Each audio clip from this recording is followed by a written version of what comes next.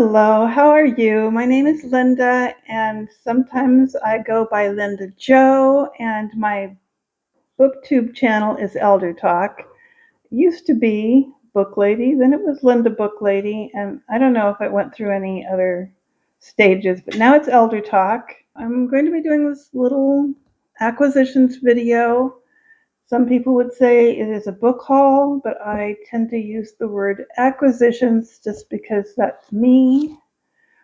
And so this is a book I received some time ago. I'm not sure when. It is Dispatches from the Klamath Mountains by Malcolm Terence.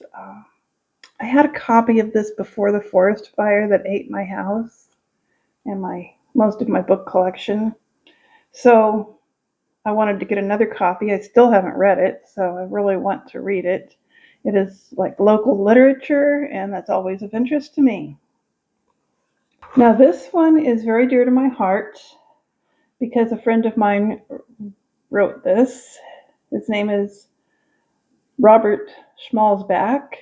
Actually, we used to call him Java Bob because he owned a little coffee. Was it a coffee house? No, it was a deli. He owned a deli here in town. Anyhow, this is Monsters, Myths, and Me, and Now My Eyes Are Open. My story of personal discovery while searching for Bigfoot. Yes, I'm going to read another Bigfoot book. So, I also got this one a few weeks ago. It is The Letters of Van Gogh, and I got this one because Faith is doing a buddy read with another booktuber, and she asked if anybody else wanted to read this book at the same time, and sure enough, I do want to read this book. I have been a longtime fan of Van Gogh, just as I know many of you are, because his painting style is just fantastic, and I want to know what happened to this man. So I'm going to read his letters. Pretty excited about that. That buddy read's going to start in May. Now, if anyone wants to do that buddy read, you might want to let me know or let Faith know. And then on to the things that I have received in a box today.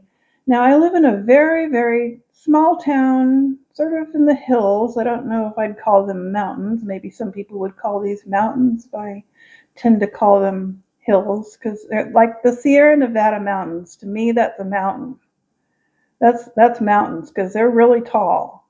But these mountains around here, I don't know. They're sort of short in comparison, and I tend to think of them as hills. But anyhow, I live in the hills of Northern California, and we have a little tiny town, and everybody gets their mail at the post office. We all have P.O. boxes. However, we do have UPS and FedEx coming to our homes with boxes, which is a real blessing that I am so grateful for. And so some of the things that I got today in a box, I got some new pens.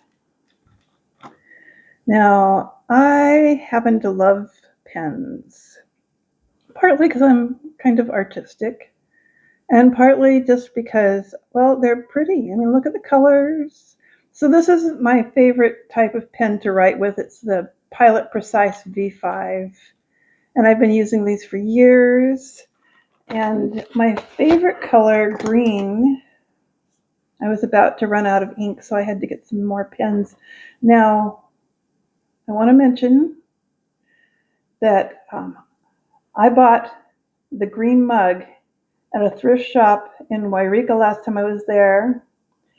And it was partly because I was thinking about Read by Fred. You know, he always has that green cup. It's like his signature green cup.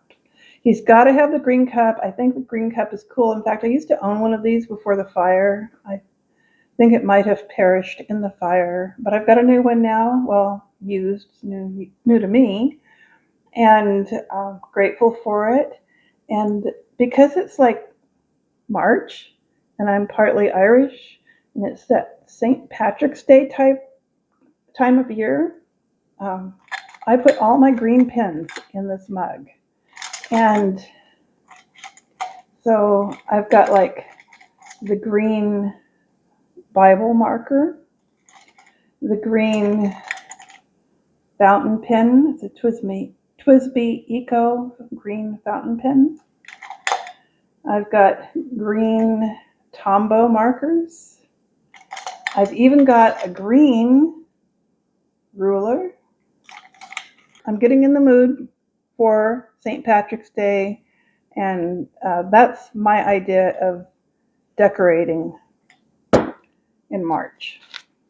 So I really like pens. So last time I made a video, somebody told me in the comments that I wasn't speaking loud enough, and this is something that I have heard all my life. All my life, I've been one of those soft-spoken people that people cannot hear very well. But when you say you can't hear me in a video, I take it very seriously, because there's no point in making a video if you are not speaking loud enough. And so I went out and bought a brand new mic. Doesn't that look awesome? It's wireless. It's sticking in the end of my little Samsung phone as we speak, and it's got this little, they call it a lavalier mic. There's actually two lavalier mics in case I want to have to converse with somebody here. I could use two. Anyhow, I like it. It seems to be working very well. Now, little medical issue. I need to use colloidal silver for a problem that I'm having on my nose. It's like I've got a little thing happening on my nose. I don't know exactly what it is yet, because I haven't been able to go see a dermatologist, because I live in the boonies, and okay, we do have a local clinic, and the doctor there told me that he was going to give me a referral to a dermatologist in Medford. However, I never got the referral. That was a couple of months ago, and I'm still waiting, and really need to call the clinic and tell them that I didn't get the referral. But I wasn't really too enthusiastic about driving out to Medford anyhow, because to tell you the truth, I mean, it's wintertime. It's a 2.5-hour drive at least to get to Medford. And, the roads are icy. We've had some snow. I don't like driving in the wintertime out of here. So I was kind of hoping to put it off till springtime. So anyhow, I went on the web to see what I might use, and colloidal silver is the thing. The problem was that my colloidal silver here that I have already was 10 ppm. That means parts per million. And I found out that is really a low dosage of colloidal silver, and I wanted to get something stronger. So I found this one. It's Silver Wings Immune Support Colloidal Silver, 500 parts per million. I've had this before. I just didn't realize that ppm was an important thing to look at when you were buying colloidal silver. So now I know. So I got some books in the mail today. I mean, not in the mail, but in the box that came by UPS. Thank you, UPS. I love you very much. And okay, I got this one, Beautiful on the Mountain. When there was trouble in Graves Mill, God sent the most unlikely answer. It's a woman named Jean Light. This is a memoir, and I think it's supposed to be similar to Christie by Catherine Marshall. This actually takes place in Virginia, and I'm looking forward to reading it. Now, Virginia, I have to tell you that I'm doing a special project this year. It's sort of like one of those reading challenges that I do from time to time, like every year. And this one is called the USA Road Trip 2024. And the challenge is to read one book from every one of the US states during the year 2024. So this will be my Virginia book. So much looking forward to that. And I'll talk about that probably in another video, because now that I've got a good microphone and I can sit here at my desk and talk to you and have everything set up and the lighting just right, probably be making more videos, like more frequently than I have in the past. Now, I've been doing a 100-day project. I don't know if you've heard about it. A 100-day project. It is like a creative project. You just do whatever you want to do. That's a creative endeavor for 100 days. And so I decided that my creative project was going to be to do some paintings on 8 by 10 canvas boards because I happen to have a lot of them already. And my paintings are done with ink, acrylic ink mostly. And my goal is to do one painting every 2 days. So the first day I do a sketch on the canvas, and the second day I fill it in with paint and color. So I brought a couple of my canvases over to show you. Now you can see there are some out there on the windowsill right there that I've done. I'm on about day 15 of the challenge, I think. So this is my first and only ever self-portrait. I'm kind of excited about that. Now, when I took the photograph that I copied off of, I held the camera up here. So it doesn't look exactly like me because it was a strange angle the camera was at, but I like the way this turned out. And then yesterday, I did one of a little girl hugging a bear statue. It's a wooden bear statue at the bear, what do they call it, Black Bear Diner in Wairika. And she hugged it, and she had such a blissful, happy look on her face. And I have to say, of all the portraits or the pictures of people that I've been doing, not one of them actually looks like the person I was trying to paint. And I'm very disappointed about that. I want to learn to do better portraits. So I happened to correspond with a woman who I met through it's a Christian art mentoring program.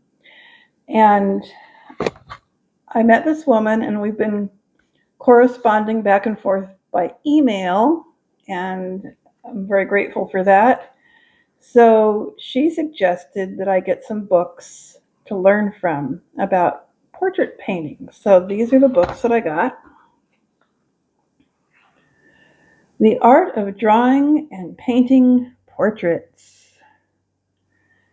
And there's one on the back. So I'll be reading this month, and however long it takes to get through it. I also bought another portrait painting book.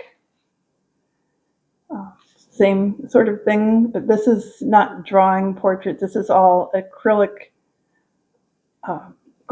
paint. He's painting with acrylic paint. He's not drawing the portraits. So I thought I'd learn from two different authors about that.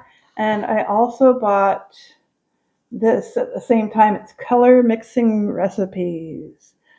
I don't suppose you'd get too excited about that unless you were an artist, but it does show in here just a lot of different ways you can combine colors to, paint faces, which is what I'm interested in learning.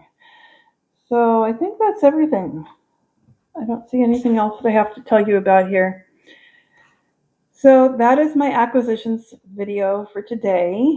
And I thank you for coming along on this journey with me. I am sitting in the corner of my great room. My new house, has a great room in the front, which is supposed to be like a combination kind of room. Everybody likes the open floor plan these days. So over there's the kitchen, and then over there's like a dining room area. I don't have a dining table yet. What I have over there is a ladder because I haven't put up the curtains yet. And there's a little like kitchen island over there, and I've got my art supplies there because I don't have an art table yet. So they're all over the kitchen island, so I can go ahead and do what I like to do, which is to create art. And then over there in that corner, over there, there's a furniture refinishing project that I haven't done yet. It's going to be a little table.